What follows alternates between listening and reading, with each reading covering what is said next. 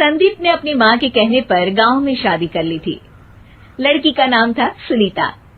माँ का कहना था एकदम मॉडर्न बहू नहीं होनी चाहिए, लेकिन उन्हें नहीं पता था कि गांव से आने वाली बहू सुंदर सुशील तो होगी और उसको गांव से बाहर भी निकाल लाएंगे, लेकिन उसके अंदर का गांव कैसे बाहर निकलेगा।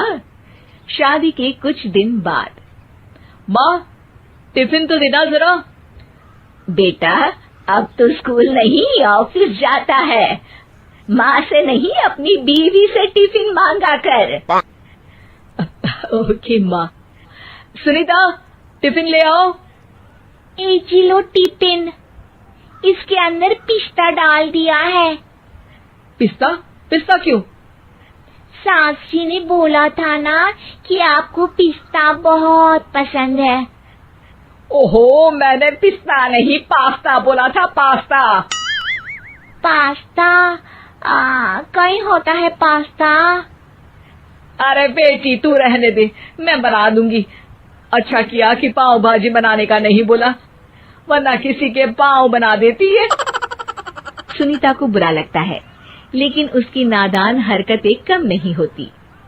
ऐसे ही एक दिन, अरे तुमने ये क्या लगाया है? अरे आप वो फूस फूस करके लगाते हैं ना, वही। डियो? का दियो? किसको दियो? अरे वही ना जिससे खुशबू आती है। हाँ सही पकड़े हैं। बीता अंदर से खुशबू वाला फुसफुस लेकर आती है। OMG! OMG मतलब ओ माय गणेश ना। अरे OMG छोड़ो, और ये खुशबू वाला फुसफुस की बात कर रही थी तुम? हाँ इसी की, फिर से सही पकड़े हैं। अरे देवी, लेकिन आप सही नहीं पकड़े हैं, ये डियो नहीं है। डियो नहीं है तो क्या लियो है? अरे ये रूम फ्रेशनर है, जिसको कमरे में छिड़कते हैं, खुद पर नहीं। कोई बात नहीं, माँ कहती थी आत्मा किराएदार है, शरीर एक किराए का कर्म। हम शरीर पे ये डाल लिए तो क्या फर्क पड़ जाएगा। अरे बहू, ओ बहू, मेरे लिए फल तो ले आ, फिर मैं बाजार जाऊंगी। सुनीता अपनी सास के लिए फल लेकर आती है। अरे बेटा, पपीता, तरबूज और सेब फल ऐसे कैसे खा लूं? काट कर तो ले आ। माँ जी, मेरे गांव में तो खेत से उठा के सीधा खा लेते हैं। अरे ये तेरा गांव नहीं है ना। अरे संदीप, तू ही कुछ समझा देना इसको बेटा।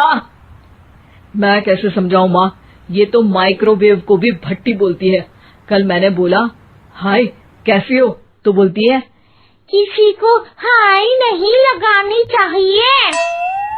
अरे सुनीता, तेरा क्या होगा?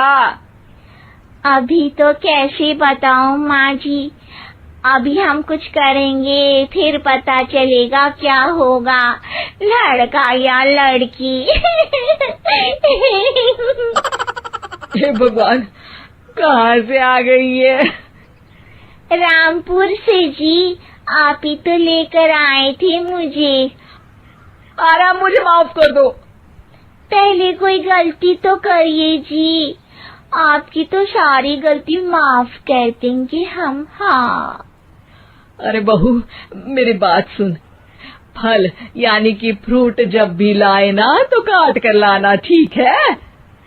जी ठीक है माँ जी, फल यानी फ्रूट यानी काट के लाऊंगी। सुनीता रोज ही कोई ऐसी हरकत कर देती जिसकी वजह से उसे घर में दो बातें सुननी पड़ती। एक दिन, माँ मेरे बॉस घर पर आने वाले हैं शाम को, उनका बर्थडे है, फैमिली साथ नहीं रहती उनके, तो यही पार्टी कर लेंगे। उनको अच्छा लगा तो शायद मेरा प्रमोशन भी हो जाएगा।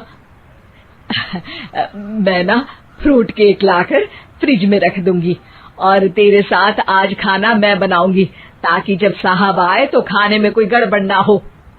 शाम को जब सारी तैयारियां हो जाती है, संदीप के साथ बड़े साहब भी घर आते हैं। आप फ्रूट केक तो ले आना बहू, फिर खाना खाएंगे। अरे इस सब की क्या जरूरत थी, आपने बुलाया वही काफी है। सर, आपका परिवार शहर में नहीं है तो हम ही आपके परिवार जैसे हैं सर। इतने में ही सुनीता फ्रूट केक लेकर आती है और बड़े साहब की टेबल पर रख देती है, और जैसे ही केक के ऊपर का बॉक्स हटाती है, ओह, ये क्या है? केक तो कटा हुआ है, मैं तो ऐसा नहीं लाई थी। आप मुझे शाबाशी दे सकती है माँ जी, मैंने ही केक काट दिया। आप होना में समझदार।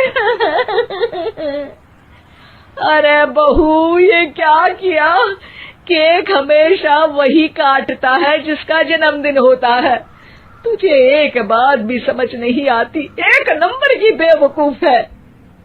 पूरा माहौल बिगड़ चुका था। संदीप को लगने लगा था कि साहब उसे प्रमोशन तो दूर की बात है, कहीं डिमोशन ना दे दे। लेकिन साहब बीच में ही बोल पड़ते हैं।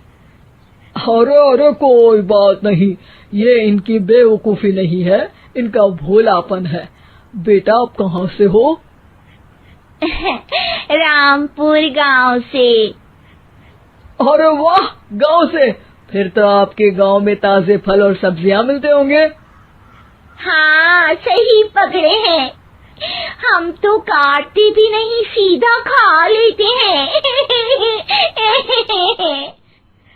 मैं ना एक बार तुम्हारे गांव घूमने जरूर चलूंगा।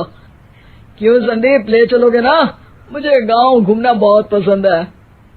बस फिर क्या था, संदीप और सास दोनों खुश हो गए, क्योंकि साहब को सुनीता ने गांव की बात करके खुश कर दिया था। अब संदीप का प्रमोशन पक्का था। शिक्षा, कभी भी किसी भी गलती पर घबराना नहीं चाहिए। हो सकता है कि उस